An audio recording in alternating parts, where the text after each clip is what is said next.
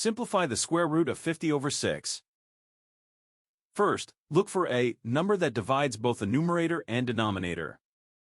2 divides both. Dividing both by 2 keeps the fraction equal.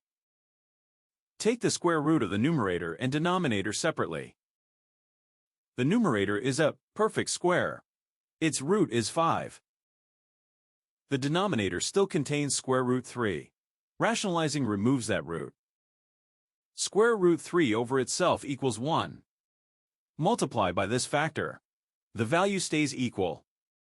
Multiply across the numerator, then across the denominator. On top, square root 3 remains. On the bottom, square root 3 times itself is 3.